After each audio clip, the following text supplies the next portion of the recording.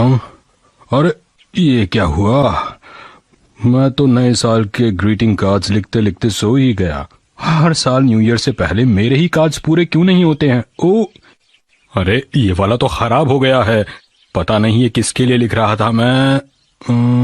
अरे हाँ, याद आया, ये राइचैन के लिए था शायद। मैं सोच रहा था कि इसे पूरा करके आराम से सोने चला जाऊंगा, लेकिन अफसोस की बात यह कि मैं इसे लिखते लिखते ही सो गया। मेरी आंख लग गई अचानक। पर मेरी इस साल की न्यू ईयर रेजोल्यूशन ये है कि मैं अगली बार कार्ड लिखते लिखते बिल्कुल नहीं सोने वाला हूँ। पूरे कार्ड लिखकर ही सोऊंगा। इस बार तो गलती हो गई, लेकिन अगली बार नहीं होगी। हाँ, ये वाला कार्ड तो वाकई बहुत स्पेशल है, क्योंकि ये है मेरे डैड के लिए। तो अब तुम बोलो। आपके शहर में बहुत सारे लोग होंगे जो कोट और पैंट पहनते होंगे, लेकिन सच्चाई ये है शिनचैन, अक्सर तुम यहाँ कब आए? थोड़ी देर हो गई डैड। ठीक है, कुछ कहना चाहते हो? वैसे आपको पता है डैड, मुझे भी अपने दोस्तों की बहुत याद आती है। अब क्या करूं? लेकिन इसमें दुखी होने की कोई बात नहीं है। जैसे कि मेरी प्यारी डिश जल गई है, लेकिन मैं उसे फिर भी खाऊंगा। इसी को तो असली दोस्ती कहते हैं डैड। तो आइए अब आपको दिखाते हैं कुछ बाजार में आए नए खिलौनों को। इन खिलौनों को आजकल बच्चे शिनचैन, मैंने तो सुबह ही इसे न्यू ईयर का गिफ्ट दे दिया था, फिर क्या हुआ? देखो मित्सी, शिनचैन अब एक बड़ा भाई बन गया है, इसलिए ये गिफ्ट इसे फ्यूचर में अच्छा बनने में मदद करेगा।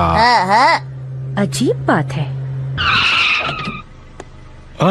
मैंने अभी अभी पोस्ट बॉक्स देखा है। मैं कार्ड्स पोस्ट करके अभी आया।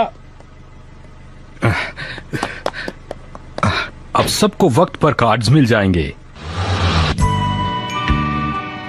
अरे क्या हो गया मित्सी, वो सब लोग कहाँ चले गए? मुझे लगता है वो अभी तक पहुँचे ही नहीं है। दादाजी उधर देखिए। दादाजी, दादाजी, हम इधर। अरे शिनचैन बेटा, मैं यहाँ हूँ। क्या ये हमसे पहले पहुँच गया? अरे तो क्या हुआ, इससे क्या फर्क पड़ता है? ये सब तुम्हारी वजह से हुआ है। तुम फ्रेश होने के लिए जो चली गई थी। हेलो दादाजी, happy new year. Happy new year. सबको हैप्पी न्यू ईयर। क्या बात है, आज तुम हमसे पहले ही पहुंच गए। वाह, तुमने सही कहा, पहले पहुंचना तो मेरी आदत है। वैसे तो हम लोग भी टाइम पर ही पहुंच गए थे, बस थोड़ा सा फ्रेश होने के लिए बीच में रुक गए थे, इसीलिए हमें देर हो गई। तुम बहाने बना रहे हो ना? हाँ ऐसा ही है। मेरे पीछे रहो तुम। फालतू बातें मत करो। ये कभी नहीं बदलेंगे।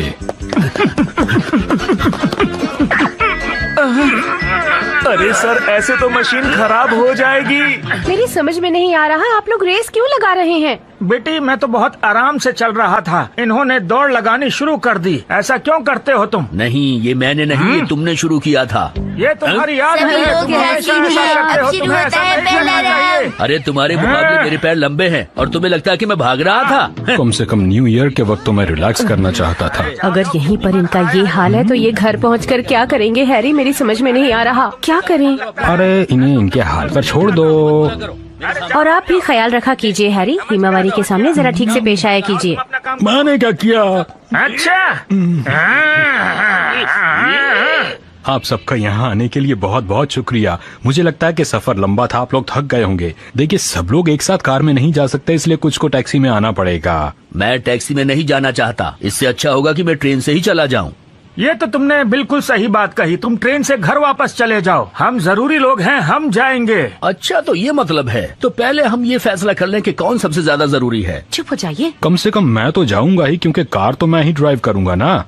बच्चों का ख्याल रखने के लिए मुझे भी तो जाना होगा ना। और मैं नए साल का खाना बनाने में मिसी की मदद करने वाली हूँ। मैं भी तुम लोगों की मदद करूंगी। और मैं हिमावारी को क्वांटम की कहानी पढ़ के सुनाऊंगा। मैं तो सोच कर आया हूँ कि बच्चों को अच्छी कहानियाँ सुनाऊंगा।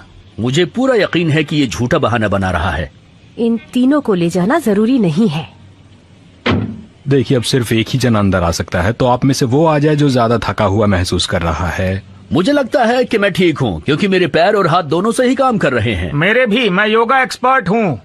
मुझे नहीं लगता कि तुम्हें अपने ऊपर इतना वजन डालना चाहिए। मैं तुम्हें करके दिखाऊं क्या? ये देखो, धनुरासन। ये देखो,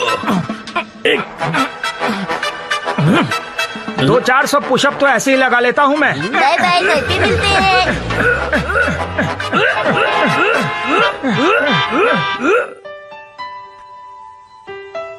खुशबू अच्छी आ रही है ना?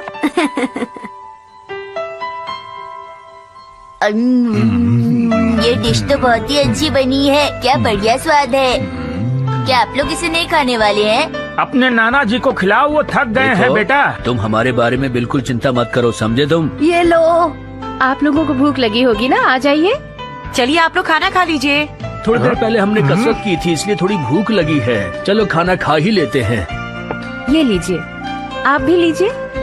लीजिए ना प्लीज। चलो चलो खाना शुरू करते हैं। हैं? ये राइस बॉल चौकोर क्यों है? इसमें मैं कुछ नहीं कर सकती। यहाँ पर ऐसे ही राइस बॉल्स बनाए जाते हैं। और मॉम इन्हें बहुत आसानी से काट लेती है ना मॉम? मित्सी, तुम्हें तो पता ही है कि मुझे गोल वाली राइस बॉल ज्यादा पसंद है। तुमने चौकोर क्यों बनाई है? तुम्हें गोल वाली ही बनानी चाहिए थी। अगर आपको ये पसंद नहीं है तो आप कुछ और खा लीजिए ना। मुझसे ऐसी बातें करने की तुम्हारी हिम्मत कैसे हुई? वैसे अगर आप चाहें तो मैं आपके लिए गोल राइस बॉल बना सकती हूँ। नहीं, अब तुम्हें कोई स्पेशली बनाने की जरूरत नहीं है। मैं ये गोल वाली ही खा लूंगा।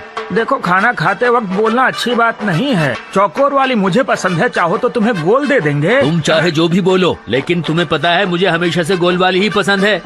एक बात बताऊं, राइस बॉल हमेशा चौकोर होती है। चलो यहाँ से चलते सही हैं। कहा।